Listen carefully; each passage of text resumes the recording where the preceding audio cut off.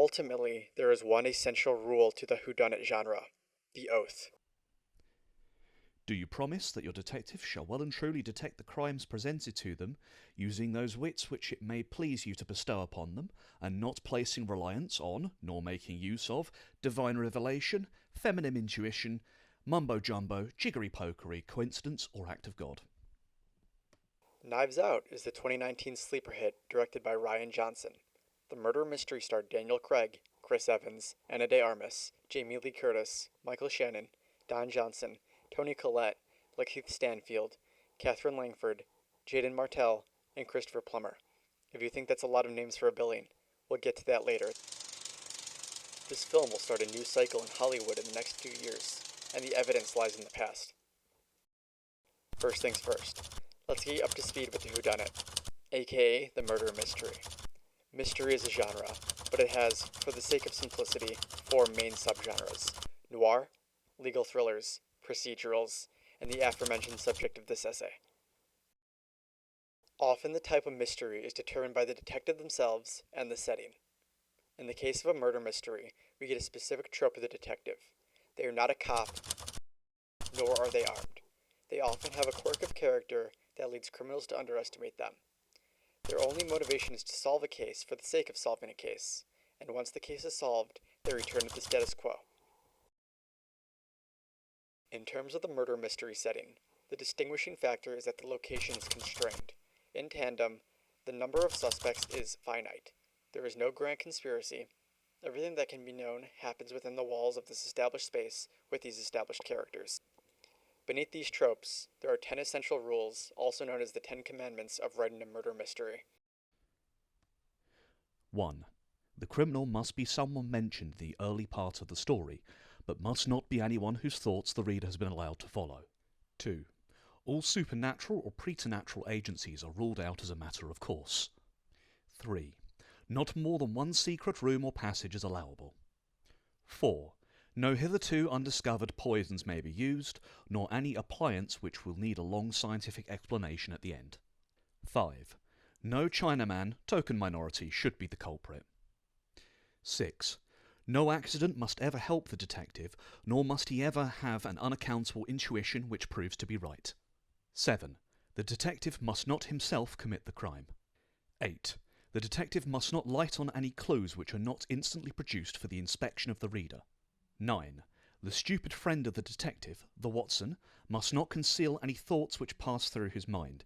His intelligence must be slightly, but very slightly, below that of the average reader. 10. Twin brothers and doubles generally must not appear unless we have been duly prepared for them.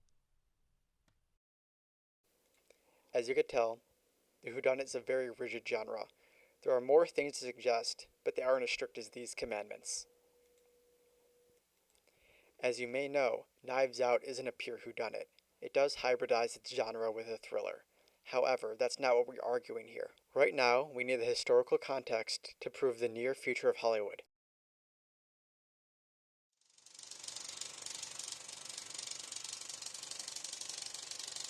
Top billing, star of the trailer, and centermost face on the poster, Daniel Craig's Benoit Blanc is the main pull of the film. Like many whodunits before, the detective is the star of the show, even if he isn't necessarily the protagonist. So let's build up his profile. And keep in mind, Benoit Blanc only has one movie of lore to work with. First, Benoit Blanc is a middle-aged man who hails from Mississippi. One film in, and he's already cemented his foghorn leghornish accent. Compels me, though. And his unusual way of speaking. Walk me through everyone's whereabouts at the time of death. As a detective, his main strategy is to interview and catch people lying. Did you converse with Harlan at that time? Well, he was there. We must have spoke. In his study? I don't think so. You see, I spoke with the caterer this morning. She didn't see you helping her staff. She did hear Harlan in a screaming match with somebody that afternoon. To him, this narrows down who he could trust in this case, and he knows he could trust kind people. Does having a kind heart make you a good nurse? However, his ability in collecting physical evidence isn't his greatest skill set. His strategy, as he puts it, I observe the facts without biases of the head or heart. I determine the ark's path, stroll leisurely to its terminus, and the truth falls at my feet. Another of Benoit Blanc's shortcomings is that he's no action star, so no car chase for him, nor disarming the culprit. Although we do know that his dad was a police member at one point in time. You knew my father, who was a police detective years ago. We do not know his specific relationship to the police. Lastly, he has two sidekicks, Trooper Wagner, the Watson-y stooge, From Hamilton. Oh, Hamilton. It's so good. It's so good. I saw it at the public. Oh, and Detective Lieutenant Elliot, the police investigator who appears to be no smarter than the audience. I'm sorry, this is an open and shut case of suicide, and quite frankly, Benny, we're getting to the point where I need to know what we're doing here. Now we have the profile for the great Benoit Blanc. But why? You see, director Rian Johnson has said time and time again that he's a huge fan of the queen of fictional crime, Agatha Christie. Naturally, if he took inspiration from her works, he took inspiration for his detective. So let's take a look at her greats, Miss Marple and Hercule Poirot.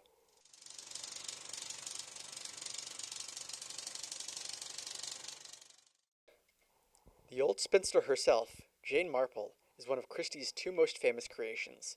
Hailing from the fictional town of St. Mary Mead, Marple finds herself constantly snooping around, looking for gossip and mystery to get involved with.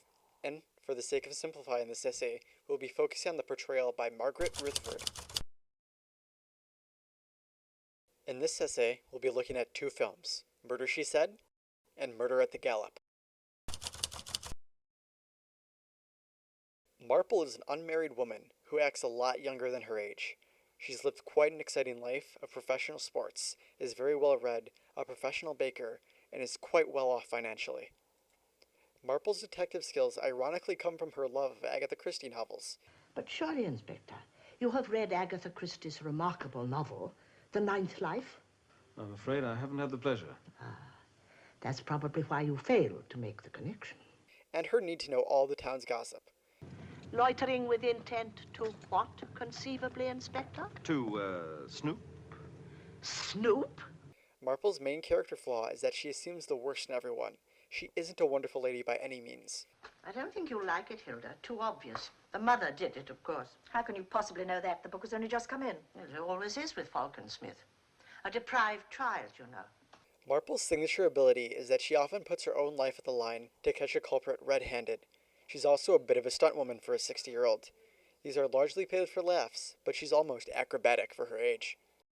Her trust in police is lacking, as they never seem to believe the old lady's story. We have come to the conclusion that what you saw on the train was, well, a man and a woman. Yes, as I said. I mean, perhaps they were honeymooners. Inspector, I may be what is termed a spinster, but I do know the difference between horseplay and murder. Her sidekicks are the stoogish Mr. Stringer, the local librarian. And you are so fond of dancing. I am? Well, you know you are. Why don't you return here after going to London? Yes, perhaps I could do that. And Inspector Craddock, who she often butts heads with until it's time to set up her final sting. Will you have a small beer, Inspector? Miss Marple, oh, what's the use? All in all, Marple movies err on the side of comedy, especially in the Rutherford era, who seem to be semi-aware that she's taking part in a game.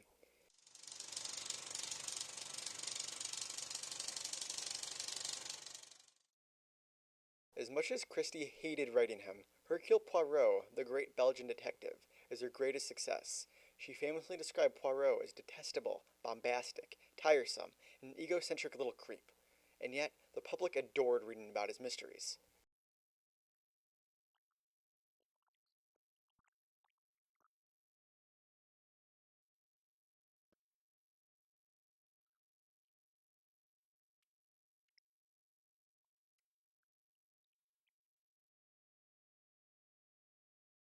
But today's focus will be on David Suchet's performance. The two films we'll be looking at today are Murder on the Orient Express and The Murder of Roger Ackroyd. Egg-shaped, ugly mustached, and overdressed, Poirot looks and sounds like a goofball. Here that he lines his pockets by combining unlikely chemicals to make unnecessary products. while befouling the very air we breathe. But he's far from it. Poirot demands to be taken seriously, and he should be. Christie describes Hercule as being a bombastic and egocentric man. I will kill you! However, for the sake of this film, his negative personality has been glossed over and chalked up to weird personality quirks. At worst, Poirot is considered high maintenance, especially with his signature breakfast.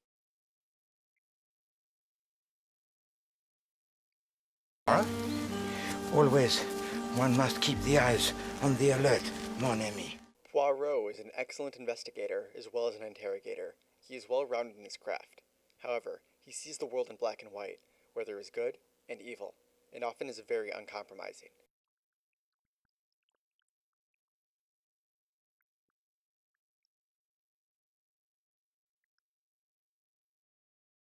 Poirot is not a man of action. He doesn't fight. He only uses his little gray cells to do all the work. He catches his culprits by bringing them to a confession. The law wouldn't punish her, would they? So I did. Well, there you are. I've done your work for you.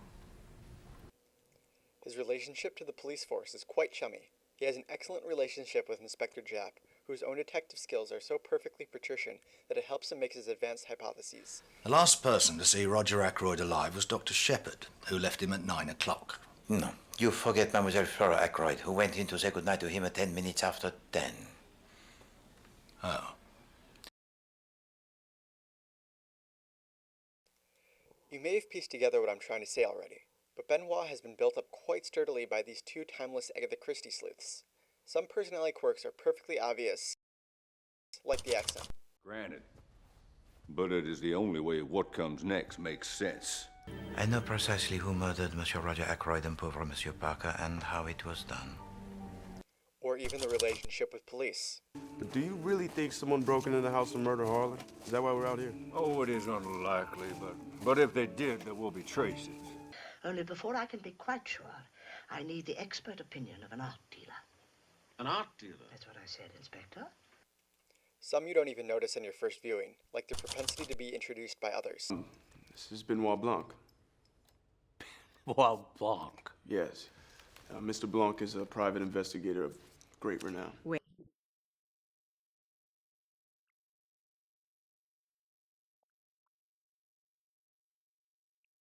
Or their immediate jumps to suspicion at the slightest things. I've been doing a little poking. You're hired on a part-time basis as a registered nurse, yes? Yes. You know that French farm girl we had all the trouble about? The one Edmund was so infatuated with before he was killed. Both Blanc and Poirot share their egos, bombastic personalities. Blanc and Marple share their initially negative impressions of people and are very aware that they are in murder mysteries. The unique traits to Blanc, however, is that he is comparatively bad at his job. He doesn't think to look for footprints. He misses clues that the audience can see. He even has the case spelled out to him at the end. And I just handed it to you. God, you're not much of a detective, are you? The other thing going for him is that he relies on finding someone he could trust to help him with the case. You won, not by playing the game Harlan's way, but yours. You're a good person.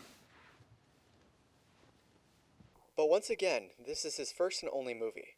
In the next film, going off the inspiration of these other detectives, we are most likely going to see Blanc in his personal life, and he most certainly will have some sort of food-related hobby, like Marple's baking or Poirot's gardening.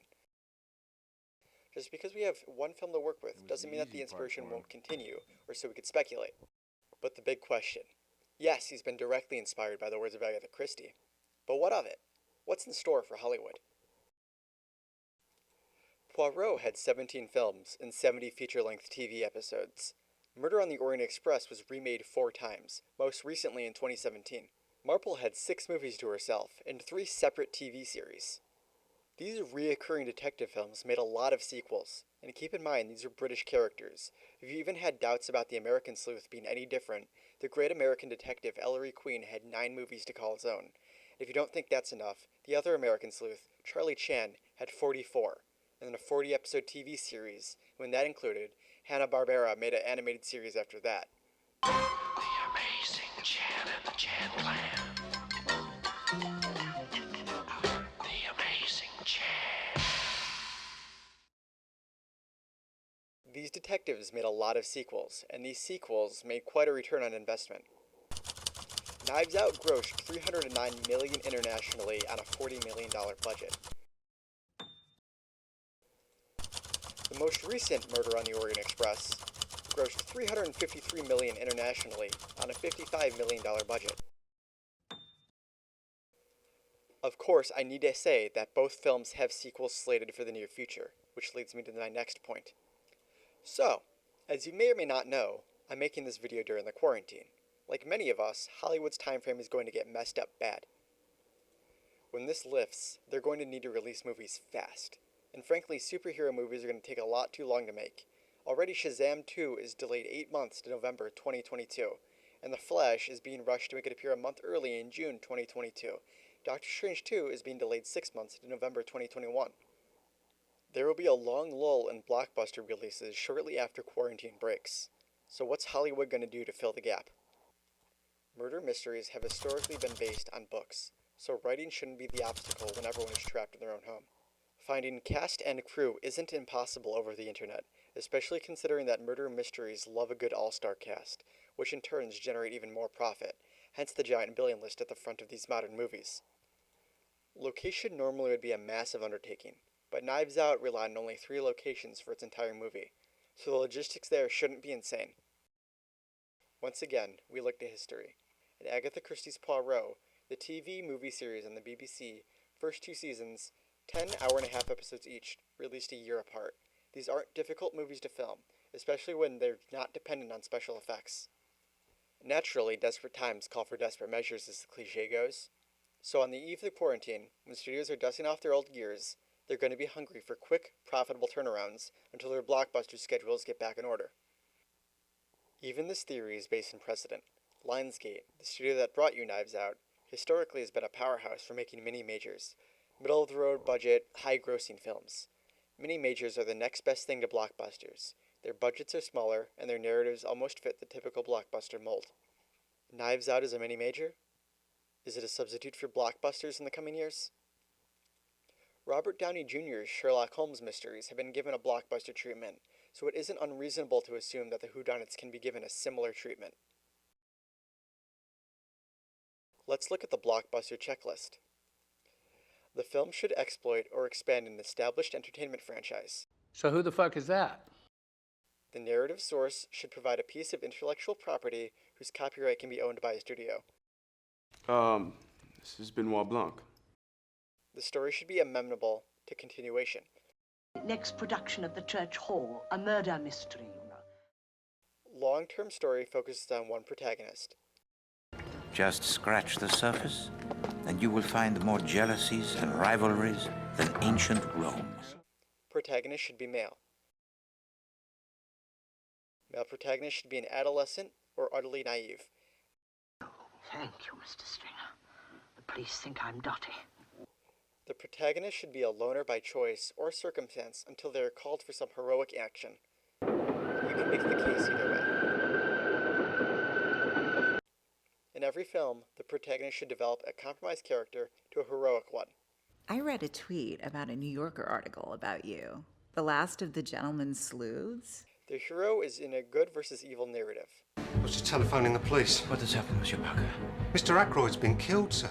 Hero should some way mirror the antagonist.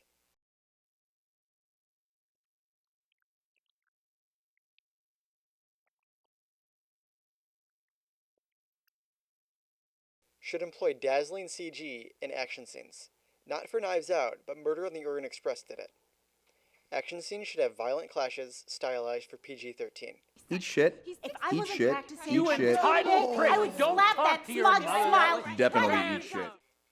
Should include a secondary love story. Are you by any chance proposing to me, Mr. Enderby? That's right. I'm proposing that you should keep your saddle here permanently. The world should be elaborate to promote exploration, but over the course of multiple films. The true stories of these murders most dreadful must for the moment remain a secret. Antagonists should have monstrous qualities enhanced with special effects. Not so clever after all, are you, Miss Marple? Top stars should not be cast in recurring roles to reduce cost. Same with the filmmaking talent. There is no way predicting how long Rian Johnson will go on as director. General overarching plot? Generally no, but this did happen with Sherlock Holmes in the past, so I wouldn't put it past Hollywood. The studios want to have a series with lots of potential. For a sequel starring one, larger-than-life character sending audiences on a whirl of plot twists and excitement. The low-budget, fast turnaround of a whodunit marks the beginning of a Hollywood trend of murder mysteries. After all, the detective is one of the most easily recognizable tropes in American media. It happened before, so it just may happen again. So here's the evidence. Do what you want with it, detective.